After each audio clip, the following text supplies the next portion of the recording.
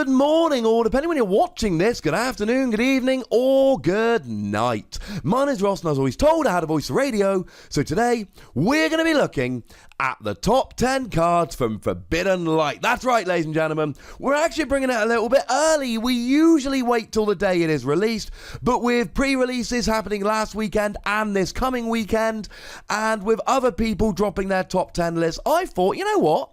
Let's drop it a little earlier than usual, see how it goes. And I tell you what, ladies and gentlemen, this was a very, very difficult top 10 list to do.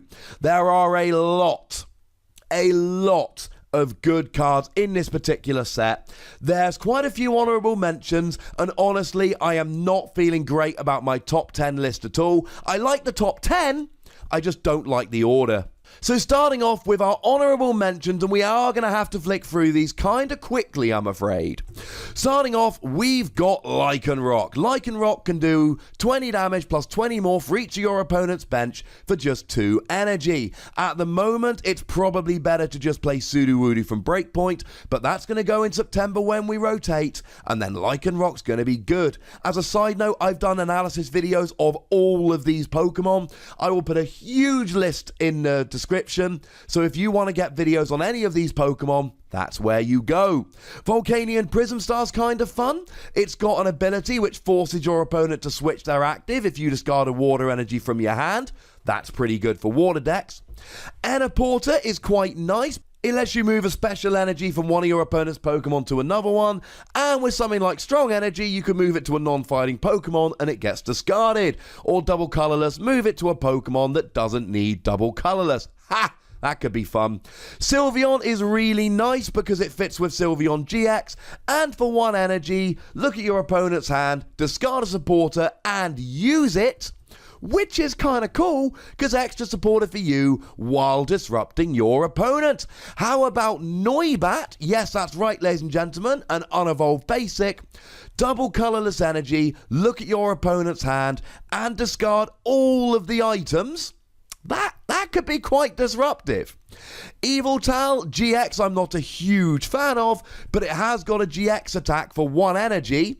If your opponent's active has exactly 4 damage counters, it's KO'd. Something to bear in mind, especially as it's a basic Pokemon for 1 energy. And similarly, I'm not a huge fan of Xerneas GX, but for 3 energy, move all damage counters from all of your Pokemon to your opponent's active. Nice GX. Not particularly great outside of that. Guzzlord is coming back, and honestly, it's basically for the memes. 4 energy, 160 damage. And if you've got a 6, 4, or 2 prizes remaining, discard the top 10 cards of your deck. You know you're going to play against this on PTCGO. And finally, Duskmane Necrozma, 3 energy, 100 damage, but if your opponent's got 1 prize card remaining, you do 200. And I tell you what, ladies and gentlemen, this could be a good late game Pokemon in metal decks. So with the fairly lengthy honourable mentions out of the way, in at number 10, Steel Frying Pan, an amazing tool for metal Pokemon. When you attach it to a metal Pokemon, they have no weakness and they take 30 less from attacks. This is absolutely preposterous, ladies and gentlemen. It is great for metal Pokemon. I expect it to see a fair amount of play because, you know, it's really good. In at number 9, Frogadier and Greninja GX. I don't think I should have to put these in their own. And to be perfectly honest, ladies and gentlemen, I'm cheating quite a bit in this list because there are a lot of playable cards in Forbidden Light.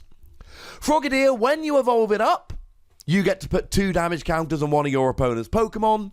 Greninja, when you evolve it up, you get to put 3 damage counters on one of your opponent's Pokemon. It's exactly like the old Golbat and the old Crobat. And of course, you can always use then things like Super Scoop Up or Ace Roller to pick it up and keep rolling.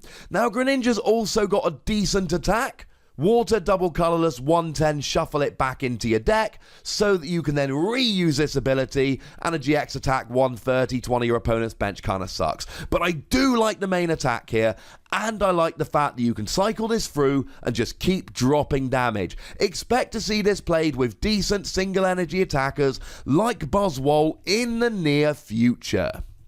Coming in at number 8, I'm lumping together Ultra Recon Squad, Wake, and Dianthe. And the reason is, these are supporter cards that are great for particular decks. So Wake, for instance, allows you to discard 2 cards from your hand, 2 water energy, and search your deck for any 2 cards. Like Teammates, but you don't have to have had a Pokemon KO'd. That's pretty ridiculous. Ultra Recon Squad allows you to discard 2 Ultra Beasts from your hand and draw 3 cards for each one you discarded. That's pretty good draw power. And Dianthe allows you, if you had a fairy Pokemon KO'd during your opponent's last turn, to search your discard pile for any 2 cards and put them into your hand, like playing a double Puzzle of Time. All these cards are phenomenal for Water, Fairy, or Ultra Beast decks, but they're not great in any other decks, so I'm popping them in at number 8. In at number 7, Zygarde GX and Bonnie. Now, this is very interesting because Zygarde GX and Bonnie really do go hand in hand. Bonnie allows you to use Zygarde's GX attack even if you've used a GX attack this game. That's pretty good. And Zygarde GX will 2 energy, 50 damage, attach 2 fighting from your discard pile to this Pokemon. Yowza. And then you can do 130 for 4 energy, which is fine. Or you can do 150 and get complete immunity the following turn. Add a choice band onto there, and you're KOing stuff like Tapu Lele while getting immunity the following turn. And then if you can chain Bonnie, you can use this attack over and over again. First attack sets you up, and the GX attack is both really good and can be chained. That's pretty gosh darn good. In at number 6, the non-GX BUZZWOLE. This is already seeing quite a lot of play in Japan, where it is released and legal.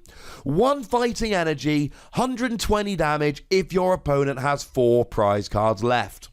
Now, there will be games your opponent goes straight from 5 to 3 by KOing a GX, but if they don't, 120 for 1 energy on a basic is frankly ludicrous. And of course, easy 1-hit KO on Zoroark GX or Silvally GX or basically any GX that is weak to fighting.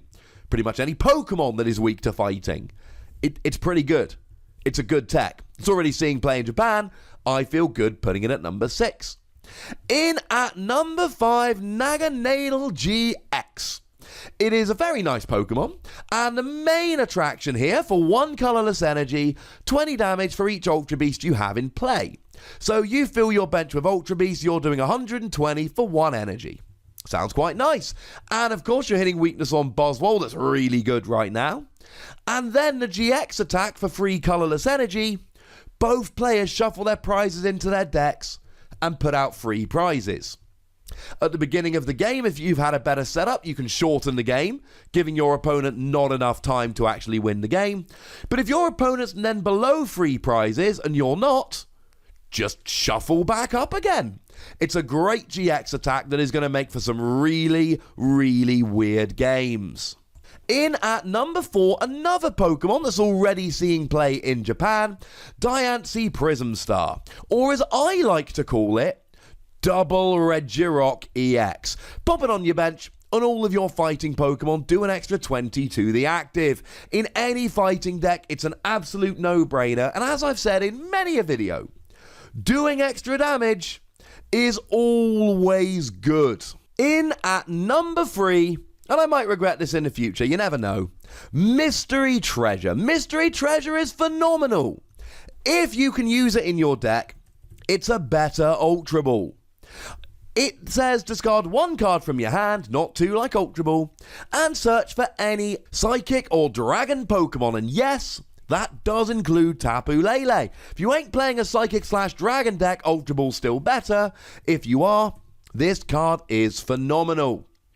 In at number 2, Ultra Beast Stuff. We are getting 3 cards that really help Ultra Beasts in this set, and rather than trying to separate them out, I thought I would lump them all in together. We have got Ultra Space Stadium. Once during your turn, search your deck for an Ultra Beast card and put it into your hand. Well, that's going to help with your setup. We have got Beast Energy. It is basically a rainbow energy and a choice band in one, except you don't have to just attack EXs and GXs. And you don't take the damage counter from rainbow energy. So I suppose it's a better rainbow energy and a better choice band all in one. And it is a Prism Star, so you can only have one in your deck.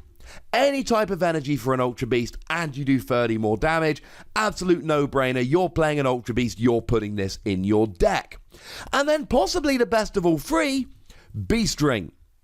Beast Ring is a phenomenal card which allows you, if your opponent has 3 or 4 prizes remaining, to search for 2 basic energy and attach them to an Ultra Beast in play. It's going to make Ultra Necrozma better, more on that in a minute. It's going to make BUZZWOLE better. It's going to make Naganadel better. I could keep going, but essentially, any Ultra Beast you can think of, GX or non-GX, it's going to make them better. It's phenomenal. And it's going to be very, very difficult for your opponent to go straight from 5 prize cards remaining down to 2. So you are going to have a couple of turns, almost certainly, to get this up and rolling.